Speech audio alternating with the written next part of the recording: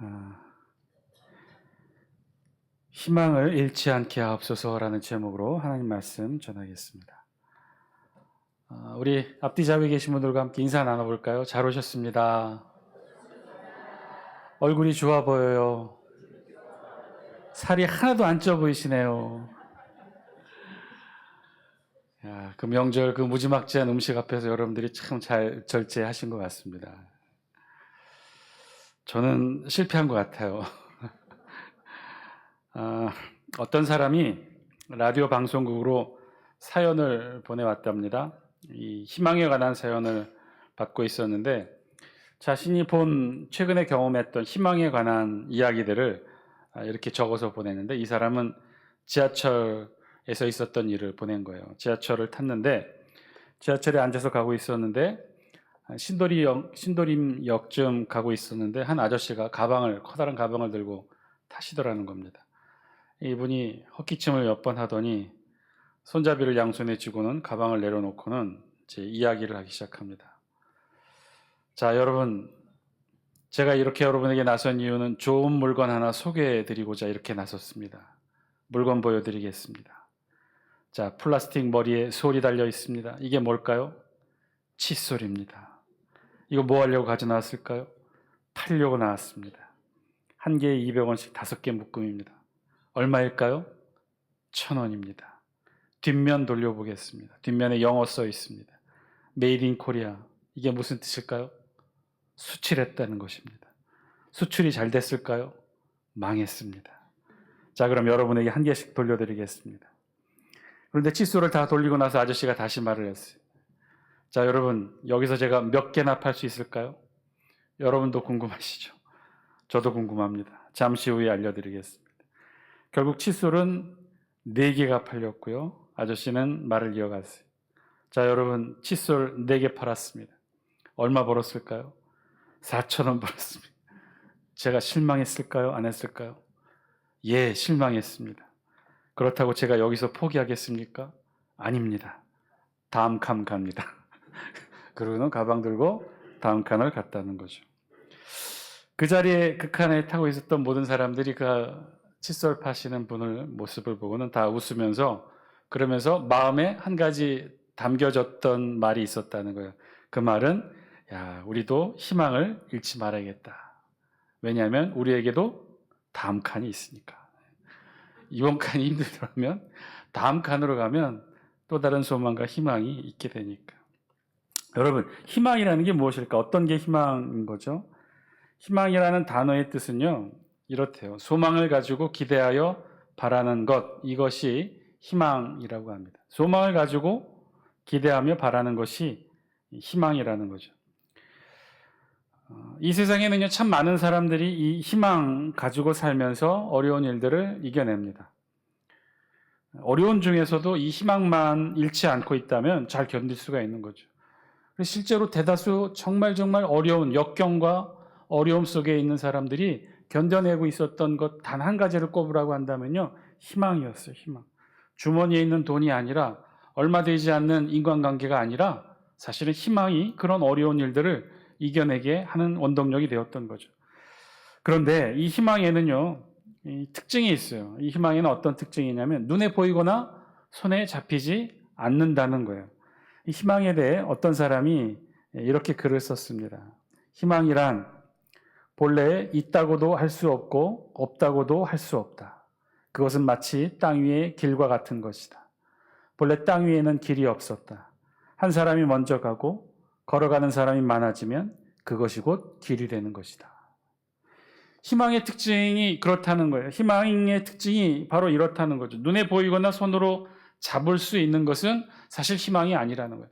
눈에 보이거나 잡을 수 있는 것은 사실 희망이 될 수 없죠. 희망은 그런 것이 희망이 아니라는 거예요. 희망은요, 눈에 보이지도 손으로 잡을 수도 없는 것이 희망이라는 거예요.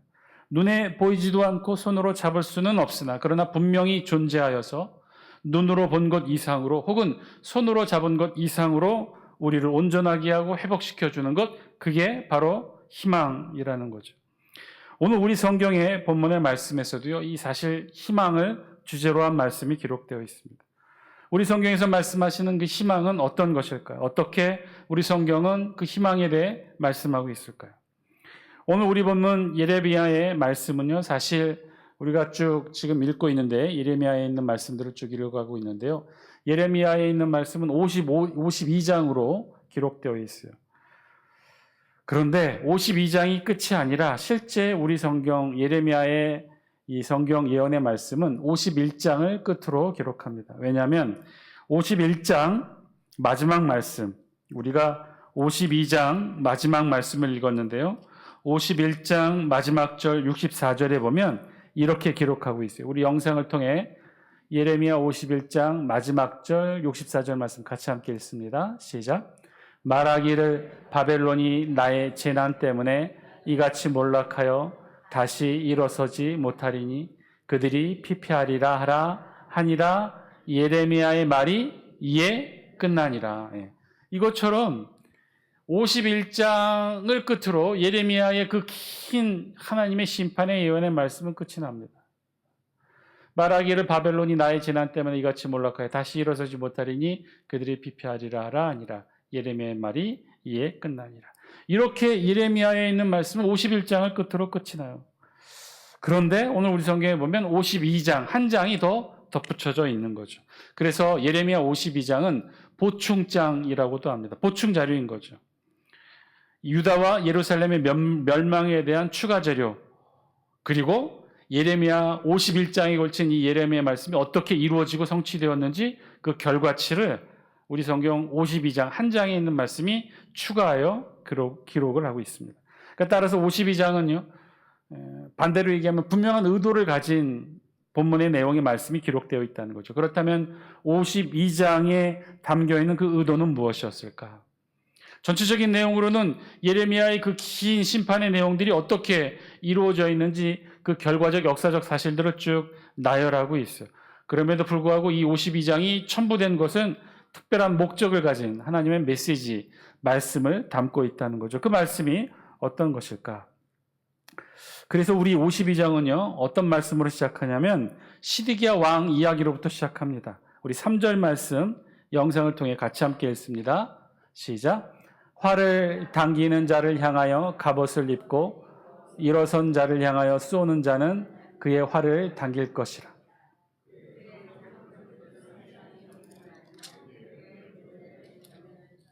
네. 이게 예레미야 52장 3절 말씀인가요? 예, 52장 3절 말씀, 52장 3절 말씀 같이 함께 읽겠습니다. 시작. 여호와께서 예루살렘과 유다에게 진노하심이 그들을 자기 앞에서 쫓아내시기까지 이르렀더라. 시드기야가 바벨론 왕을 배반하니라. 아멘. 아마 제가 방송실에 잘못 적어준 것 같은데요. 52장 3절 말씀에 보면 이렇게 기록되고 있어요. 여호와께서 예루살렘과 유다에게 진노하심이 그들을 자기 앞에서 쫓아내시기까지 이르렀더라. 시드기야가 바벨론 왕을 배반하니라. 사실은 우리 성경 52장은 그래서 시드기야 왕의 이야기로부터 시작을 해요. 시드기야 왕으로부터 시작한 52장은 그 서두로 예루살렘의 멸망 원인을 이렇게 기록하고 있죠. 예루살렘의 멸망 원인이 뭐에 있다는 거예요? 어디에 있다는 거예요? 52장 3절 말씀에 의하면 시드기야가 바벨론 왕을 배반했기 때문에 예루살렘이 멸망했다라고 우리 성경이 기록하고 있어요. 원래 시드기야 왕은요, 유다의 마지막 왕으로 유다 역사에 기록하고 있으나 정확하게 말한다면 유다의 이 왕가 혈통의 정통성을 인정받은 왕은 아니었습니다. 왜냐하면 시드기야 왕은요, 자기 스스로의 힘이나 혹은 왕의 정통성에 근거하여 왕위에 오른 왕이 아니었기 때문에 그래요. 왜 그러냐? 시드기야 왕위에 오른 것은 이 바벨론의 느부갓네살 왕에 의해 옹립되었기 때문에 그렇습니다. 그러니까 바벨론이 예루살렘을 함락시킨 왕 느부갓네살 왕이 당시에 왕이었던 여호야긴 왕을 폐위시키고 포로로 끌고 갑니다.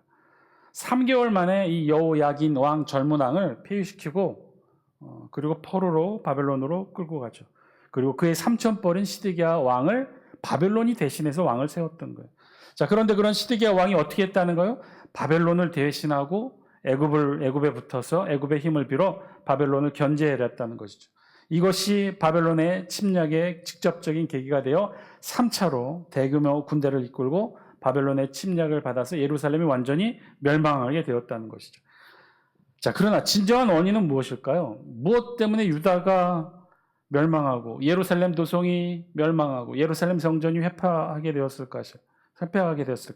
시드기야가 바벨론을 배반하고 애굽을 의지해서 남유다가 멸망했을까요? 시드기야가 바벨론을 배반했다고 하나님의 도성 예루살렘이 멸망하고 하나님의 성전이 회파되었을까? 아니요, 그렇지는 않다는 거죠. 진짜 이유는 따로 있다는 거. 그 진짜 이유는 52장 2절 말씀 우리 영상을 통해 같이 함께 읽습니다. 시작. 그가 여호야김의 모든 행위를 본받아 여호와 보시기에 악을 행한지라. 우리 성경은 유다와 예루살렘 멸망의 진짜 이유를 이렇게 설명해요. 그것은 시드기야 왕이 바벨론을 배반하고 애굽을 따랐기 때문에 멸망한 것이 아니라 진짜 이유는 뭐예요? 여호야김의 모든 행위를 본받아 여호와 보시기에 시드기야 왕도 악을 행했기에, 결국은 유다가 악을 행했기에 하나님의 심판을 받아 멸망했다는 거죠. 자, 그런데 시드기야 왕이 본받았다고 하는 이 여호야김, 이 왕은 누구인가요? 우리 유다의 마지막 왕의 족보는 조금은 복잡해요. 그래서 전에도 몇 번 말씀드린 적이 있었는데 그 표를 한번 보여주실래요? 표에 보면 유다의 마지막 왕의 족보가 이렇게 기록되어 있어요. 마지막 왕은 요시야 왕부터 우리가 잘 기억해야 되는데 히스기야, 므낫세, 아몬, 요시야 왕까지 와서는 요시야에게 세 아들을 낳습니다. 요시야가 스비다 사이에 여호야김이라는 첫째 아들을 낳고 또 하무달과의 관계에서 여호아스, 시드기야 두 아들, 총 세 아들을 낳게 됩니다. 요시야의 이 세 아들이 있었는데 각각의 아들들이 이 여호야김, 여호아스, 시드기야인데 요시야가 다음 왕으로 누구를 왕위에 세웠느냐? 첫째 아들 여호야김이 아니라 둘째 아들 여호아하스를 왕위로 세웁니다. 그래서 요시야는 31년간 예루살렘을 다스렸고 여호아하스는 그 다음 왕이 되어서 둘째 아들이 왕이 되어서 예루살렘을 다스렸는데 몇 개월 다스렸는데 3개월 만에 다스립니다. 3개월 만에. 그리고 나서 여호아하스가 다스리던 왕을 누가 침입하냐면 애굽의 느고 왕이 침입하게 돼서 3개월 만에 여호아하스 왕을 폐위시킵니다. 그리고 나서 누구를 왕으로 세웠느냐? 요시야의 첫 번째 아들 여호야김을 왕으로 세우는 거죠. 그래서 여호야김이 11년간 다스리고 그 다음에 그의 아들 여호야긴이 왕위에 오른 바로 그때 몇 개월 다스렸어요. 여호야긴이 3개월밖에 다스리지 못한 이유는 바벨론이 쳐들어옵니다. 바벨론이 쳐들어와서 결국은 여호야긴을 포로로 끌고 가고 대신 누구를 왕으로 세웠다는 거예요? 요시야의 세 번째 아들 시드기야를 왕으로 세웠던 거죠. 그래서 시드기야 왕은 사실은 정통성이 없었던 거예요. 그럼에도 불구하고 바벨론에 대항하고 애국과 힘을 합쳐서 바벨론에 대항해서 결국은 남유다가 멸망하게 되는 유다의 마지막 왕이 되었던 거죠. 자, 그렇게 이 유다의 마지막 왕은 요시야의 세 아들에 의해 왕으로 세워지게 됩니다. 자, 그런데 오늘 본문에 나와 있는 유다의 마지막 왕은 시드기야 왕인데 시드기야가 본받았던 사람이 누구였어요? 여호야김. 시드기야는 셋째 아들이에요. 여호야김은 첫째 아들이고, 그러니까 첫째 아들 시드기야가 25세 왕이 되어 유다를 11년간 다스리게 되는데 참으로 악한 통치를 합니다. 백성에게는 폭정을 행하고 하나님께는 불순종으로 일관하고 온갖 우상 숭배를 일삼았던 이 여호야김. 그런데 이 여호야김의 이 악행을 누가 본받았다는 거예요? 시드기야가 그대로 본받았다는 거예요. 여호야김의 악행 중에 어떤 일도 있었냐면 예레미야가 그토록 예언을 했어요. 빨리 회개하고 하나님 앞에 돌아서고 하나님의 이 심판을 달게 받으라는 이 예레미야 예언을 기록한 책을 읽을 때마다 한 장씩 뜯어가지고 칼로 자르고 불살랐던 왕이 바로 이 여호야김 왕이었던 거죠. 근데 이 악행을 그대로 시드기야, 셋째였던 시드기야가 본받았다는 거예요. 그래서 오늘 우리 성경을 보니 그 동생 시드기야는 더 악을 행했다는 거예요. 그래서 결국 하나님의 진노를 사게 되었고, 그래서 우리 3절 말씀, 아까 읽었던 3절 말씀 다시 한번 읽습니다. 시작. 여호와께서 예루살렘과 유다에게 진노하심이 그들을 자기 앞에서 쫓아내시기까지 이르렀더라. 시드기야가 바벨론 왕을 배반합니다. 하나님의 진노하심으로 바벨론의 3차 침입이 그래서 이루어집니다. 바벨론 군대가 쳐들어와서 예루살렘을 포위해요. 1년 6개월 만에 결국은 예루살렘이 함락되고 성전이 회파됩니다. 그래서 우리 성경 6절에 보면 기근이 심하여서 그 땅에 양식이 떨어졌다라고 했는데 1년 6개월 동안 포위를 당하면서 예루살렘이 그런 참혹한 일을 겪었던 거죠. 자, 그런데 그때 시드기야 왕이 어떻게 했느냐? 7절, 8절 기록됐나요? 네. 우리 7절, 8절 영상을 통해 같이 한번 읽습니다. 시작. 그 성벽이 파괴됨에 모든 군사가 밤중에 그 성에서 나가 두 성벽 사이 왕의 동산 견문길로 도망하여 갈대아인들이 그 성읍을 에워쌌으므로 그들이 아라바 길로 가더니 갈대아 군대가 그 왕을 뒤쫓아가서 여리고 평지에서 시드기야를 따라 잡음에 왕의 모든 군대가 그를 떠나 흩어진지라. 1년 6개월 동안 예루살렘이 바벨론 군대에 의해 포위되었어요. 양식이 떨어지고 결국은 견디다 못해 어떻게 한 거예요? 시드기야가 도망칩니다. 도망치다가 결국 어떻게 됐어요? 바벨론 왕의 포로로 잡힙니다. 그래서 모든 군사를 이끌고 백성을 버려두고 도망하다가 결국은 바벨론 군대에 사로잡혀요. 그래서 어떻게 됩니까? 아주 처참한 죽음을 당하죠. 시드기야는 자신의 눈앞에서 자신의 자녀들, 아들들이 칼로 베어 죽임을 당하는 것을 보게 되고 그리고 두 눈을 뽑히고 그리고 포로로 끌려가서 바벨론에서 결국은 옥사하게 되죠. 시드기야는요, 바벨론을 배반해서 징벌을 받은 것이 아니라 시드기야와 이 남유다의 백성은 하나님을 배반해서 결국은 심판받고 징벌을 받은 거죠. 자, 그런 내용을 기록한 것이 우리 성경 예레미야 52장의 말씀이에요. 51장까지 하나님께서 그토록 이스라엘 백성들에게 회개를 권면하고 하나님의 심판을 달게 받으라고 하는 이 예레미야 말씀을 결국은 끝까지 듣지 않고 외면했던 유다 백성들이 어떻게 처참한 하나님의 심판을 받게 되었는지를 한 장의 기록으로 자세하게 기록한 내용이 바로 이 52장 내용이죠. 자, 그런데 그 내용을 기록한 것이 1절부터 30절까지 내용이에요. 자세하게 시드기야 왕 때부터 유다의 마지막이 어떻게 처참하게 예레미야의 예언대로 하나님의 심판이 이루어지는지를 자세히 기록한 것이 1절부터 30절까지 내용인데, 그런데 오늘 우리가 읽었던 본문 52장 31절부터는요 전혀 다른 내용의 말씀을 기록하고 있다는 거예요. 우리 다 함께 오늘 본문 52장 31절 말씀 영상을 통해 같이 함께 읽습니다. 시작. 유다 왕 여호야긴이 사로잡혀 간지 37년 곧 바벨론의 에윌무로닥 왕의 즉위 원년 12째 달 25째 날 그가 유다의 여호야긴의 왕의 머리를 들어 주었고 감옥에서 풀어 주었더라. 여호야긴 왕이 사로잡혀 갔다 그랬죠. 여호야김의 아들 여호야긴이 예루살렘에서 왕이 된 지 3개월 만에 바벨론의 대군을 이끌고 침략해 오는 바람에 폐위돼서 포로로 끌려갔다 그랬어요.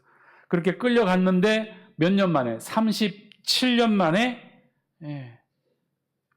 이 포로에서 감옥에서 풀어주게 되었다는 거죠.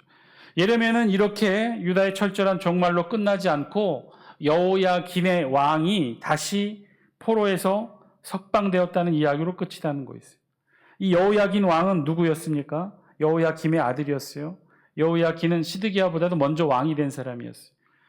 아까 다시 한번 지도 족보를 보여주시면 요시아의 세 아들 중에 제일 먼저 여호아하스가 왕이 됐고 그 다음에 여호야김이 왕이 되었고 그리고 그의 아들 여호야긴이 왕이 되었다고 그랬죠. 이때 바벨론이 침략해서 여호야긴을 포로로 끌고 가고 시드기야 셋째 아들 시드기야를 왕으로 세우게 되었다고 그랬어요. 그러니까 시드기야가 왕이 되기 전에 이미 여호야긴은 포로로 끌려간 거예요. 이때 여호야긴의 왕의 나이는 몇 세였냐면 18세였다고 해요. 3개월 만에 왕이 된 지 3개월 만에 18세 어린 나이의 왕이 포로로 끌려간 거예요. 그리고 포로로 끌려가서 바벨론에서 몇 년간 감옥에 갇혀 있었던 거예요? 37년간. 37년간 감옥에 갇혀 있었고 나중에 시드기야 왕 시대 이후에 11년간 시드기야가 예루살렘의 왕이 됐으니까 11년 후에 유다 예루살렘 성전이 멸망하게 되잖아요. 유다가 완전히 멸망한 후 25년 만에, 포로로 감옥에 갇힌 지 37년 만에, 남유다가 멸망한 지 25년 만에 여호야긴 왕이 바벨론에서 포로로 해서 풀려나게 됩니다. 37년 만에 석방된 거죠. 자, 그런데 사실 이렇게 석방되게 된 것도 배경이 있어요. 우리 성경 31절에 보면 뭐라고 그랬어요? 바벨론의 에윌 무로닥 왕이 즉위하여, 즉위 원년 12째 달 12월 25째 날 12월 25일, 그러니까 에윌 무로닥 왕이 즉위한 이후 그 다음에 왕에서 풀려나게 되었다는 거죠. 감옥에서 풀려나게 되었다는 거죠. 유다를 멸망시킨 왕은 이 에윌 무로닥 왕의 아버지 느부갓네살 왕이었어요. 그 아버지가 44년간 바벨론을 다스리고 나서 죽은 다음에 이 에윌 무로닥 왕이 왕위에 올랐는데 그때 풀어주게 되었다는 거죠. 사실은 이 에윌 무로닥 왕이 바벨론의 왕위에 오른 이후에 유화 정책을 핍니다. 그래서 자신의 제국이 정복한 모든 나라의 왕들을 다 포로들을 풀어주고 유화 정책으로 이렇게 선대를 하게 되죠. 그런 이유로 포로로 잡혀 37년간 감옥에 갇혔던 여호야긴 왕을 석방시켜 준 거예요. 그래서 우리 성경 32절에 보면 영상을 통해 같이 함께 읽습니다. 시작. 그에게 친절하게 말하고 그의 자리를 그와 함께 바벨론에 있는 왕들의 자리보다 높이고. 이 재미있는 표현을 썼죠. 후반절에 보면 그와 함께 바벨론에 있는 왕들의 자리보다 여호야긴을 높였다는 거예요. 원래 왕은 하나여야 되잖아요. 그런데 바벨론에 있는 왕들이라고 표현을 해요. 그 왕들 중에 여호야긴을 높였다는 거예요. 즉 바벨론에는요, 이 여호야긴처럼 각 이 제국이 점령한 지역의 왕들을 포로로 끌고 왔던 거예요. 그들 똑같이 다 여호야긴처럼 감옥에 갇혔다가 이 에윌 무로닥 왕이 즉위하면서 유화 정책으로 잡혀온 포로들의 왕들을 다 풀어줬던 거예요. 그래서 이들도 다 죄수의 복을 벗고 왕의 복으로 다시 옷 갈아입게 된 거죠. 실제로 바벨론에 의해 점령당한 지역의 왕들의 이름이 중동 역사 자료에 의하면 바벨론에 포로로 잡혀왔던 왕들의 목록이 나오는데 그 목록에 보면 두로, 갓, 시돈, 아르밧의 왕들의 이름이 포함되어 있다는 거예요. 여호야긴도 여기에 이름 중에 하나로 18세 어린 나이에 바벨론의 포로로 끌려와 37년간 감옥에 있다가 에일 무로닥 왕이 즉위함으로 감옥에서 풀려나게 된 거죠. 뿐만 아니라 다른 왕들보다도 그 자리를 높여주었다고 그랬어요. 33절 말씀 우리 영상을 통해 같이 함께 읽습니다. 시작. 그 죄수의 의복을 갈아입혔고 그의 평생 동안 항상 왕의 앞에서 먹게 하였으며. 여호야긴 왕의 37년간 입고 있었던 그 죄수의 복을 벗게 하고 봉신 왕에게 수여되는 왕의 예복을 입게 했다는 거죠. 이거 완전한 복권을 의미했어요. 죄수의 신분, 포로의 신분에서 왕의 지위로, 비록 유대 땅이 아닌 바벨론의 봉신 왕이었겠지만, 그래도 왕의 신분으로 회복을 하게 되었다는 거예요. 그래서 오늘 우리 성경 예레미야 52장 마지막은 이 내용을 기록하고 있어요. 그래서 52장 31절로 34절은 특별한 내용을 기록합니다. 앞에 있는 내용과는 전혀 다른 거죠. 1절부터 30절까지는 어떤 내용이에요? 하나님의 예레미야의 예언대로 유대 땅이 어떤 심판을 받게 되는지 아주 처참한 심판의 내용을 다 기록했어요. 그러나 31절부터 34절까지는 그런 처참한 환경 속에서 가장 비참하게 어린 나이에 왕 포로로 끌려간 여호야긴 왕이 결국은 37년 만에 감옥에서 풀려나고 왕으로서의 지위도 복권되는, 그래서 회복되어지는 내용으로 우리 성경 예레미야 52장의 기록을 끝을 맺고 있어요. 사실 여기에 오늘 이 예레미야 52장의 말씀의 핵심이 담겨 있는 거죠. 그것은 온통 심판의 말씀으로 가득한 예레미야서, 그것도 하나님의 도성 예루살렘이 멸망하고 하나님의 성전이 회파되는 그 참혹한 기록뿐인 이 온통 심판의 내용인 예레미야 기록 중에 단 한 구절 31절부터 34절에는 여호야긴 왕이 회복과 복권의 내용으로 우리 성경이 기록하고 끝맺음을 하고 있다는 거죠. 여기에는 이유가 있다는 거예요. 이렇게 예레미야를 기록하게 된 이유, 그것은 예레미야를 읽는 이들에게 무엇을 주기 위해서 그런 거예요? 희망을 주기 위해서 그렇다는 거예요. 멸망한 유다에 던져주는 하나님의 희망의 메시지라는 거죠. 너희들도 하나님의 심판을 잘 참고 견디면 어떻게 여호야긴 왕처럼 회복되어질 것이다. 여호와겐처럼 석방되어지고 뿐만 아니라 복권되고 회복되어서 주 예수의 복을 벗고 왕의 예복으로 갈아입혀 고국으로 귀환하게 될 것이라는 희망의 메시지를 포로로 잡혀온 지 37년 만에, 예루살렘이 멸망된 지 25년 만에 하나님이 여호야긴 왕을 회복시킴으로 그 희망의 메시지를 보여준 거죠. 이 희망의 메시지는 결국 70년 만에, 포로로 끌려온 지 70년 만에 유대 땅에 포로로 회복되어지는 놀라운 역사로 이루어지게 됩니다. 우리 다시 한번 31절 말씀, 우리 영상을 통해 같이 함께 읽습니다. 시작. 유다 왕 여호야긴이 사로잡혀 간 지 37년, 곧 바벨론의 에윌므로닥 왕의 즉위 원년 12째 달 25째 날, 그가 유다의 여호야긴의 왕의 머리를 들어주었고 감옥에서 풀어주었더라. 그래서 우리 성경은요, 여호야긴 왕의 머리를 들어주었다라고 표현하고 있어요. 그냥 감옥에서 풀어준 것만이 아니라 그의 머리를 다시 들어준 거죠. 포로의 신분에서 비록 봉신왕이지만 왕의 신분으로 회복시켜 준 거예요. 평생 먹을 것이 끊어지지 아니하도록 걱정하지 않도록 음식을 제공했다는 내용까지 함께 포함해서 주 예수의 의복을 벗게 하고 왕의 의복을 입게 하는 것으로 이 여호야긴의 머리를 들어주었다는 거죠. 사랑하는 장수교 성도 여러분, 오늘 하나님 말씀을 통해 저와 여러분들에게도 하나님 말씀하여 주시는 줄 믿습니다. 오늘 말씀처럼 우리에게도 하나님은 희망의 말씀을 하고 계신 거예요. 여러분, 우리에게 있는 희망은 뭐죠? 우리에게도 희망이 있어요. 우리 그리스도인들, 신약시대를 살아가는 이 땅의 그리스도인들에게도 희망이 있어요. 그 희망이 어떤 거예요?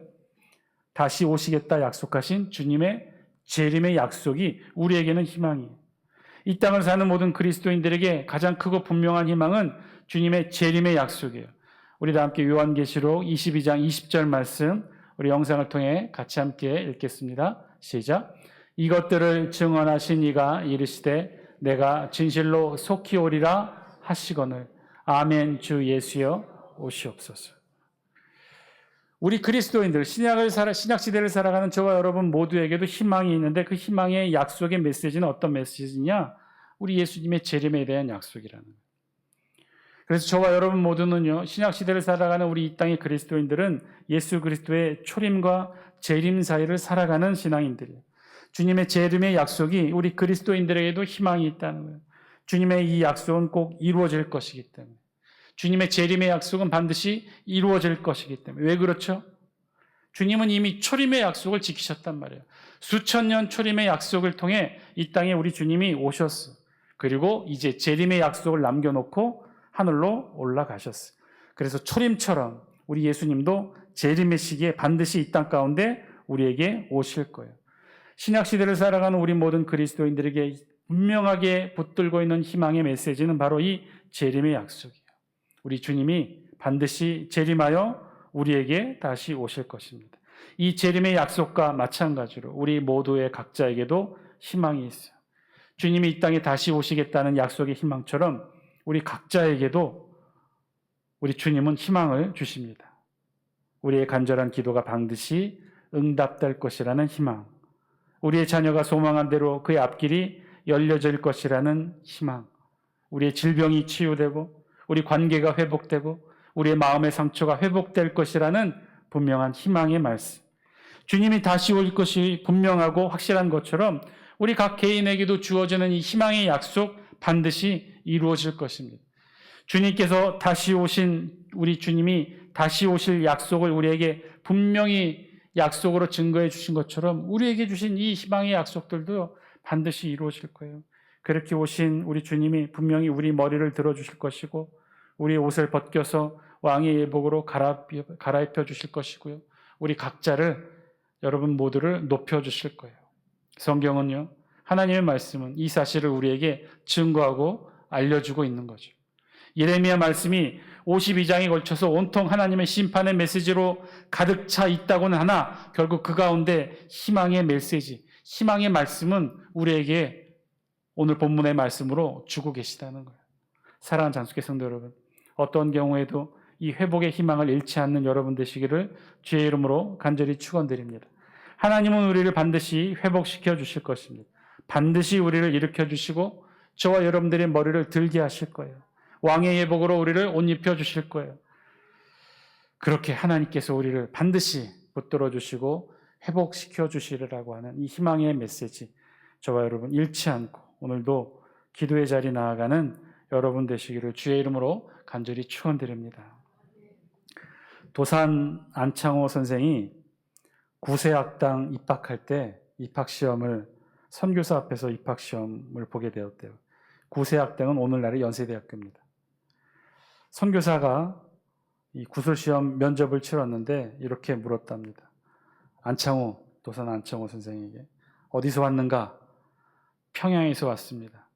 평양이 여기서 얼마나 먼가? 800리쯤 됩니다. 그런데 평양에서 공부하지 않고 왜 먼 서울까지 왔는가? 그러자 도산 안창호 선생이 선교사를 응시하며 이렇게 물었답니다. 미국은 서울에서 얼마나 멉니까? 한 8만 리쯤 되지. 8만이 밖에서도 가르쳐주러 왔는데 겨우 800리 거리를 찾아오지 못할 이유가 무엇입니까? 이 구술시험에 도산 안창호 선생님이 합격했을까요? 떨어졌을까요? 이 한마디에 안창호 선생님은 구세학당, 지금의 연세대학교에 합격합니다. 8만이 밖에서도 가르쳐주러 왔는데 겨우 800리 거리를 찾아오지 못할 이유가 무엇입니까?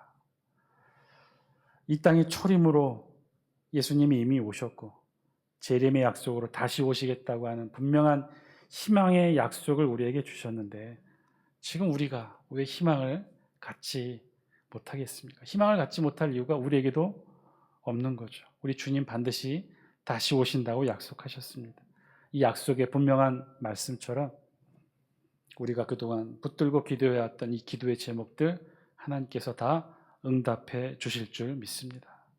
우리의 기도에 응답해 주시고 우리 자녀들의 앞날을 열어주시고 우리 건강을 치유해 주시고 우리와 하나님 사이에 그 많은 무수한 신앙의 시간, 눈물의 기도를 통해 우리가 고백하고 하나님이 이루어 주셨던 그 희망의 약속 반드시 이루어 주실 줄 믿습니다.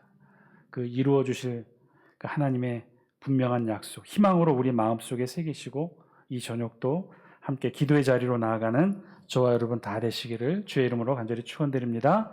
우리 다 함께 이 기도 제목 놓고 함께 기도하시길 바랍니다. 이루어 주실 것입니다. 성취될 것입니다. 분명히 회복되어질 것입니다. 우리의 머리를 하나님께서 들어주실 것입니다.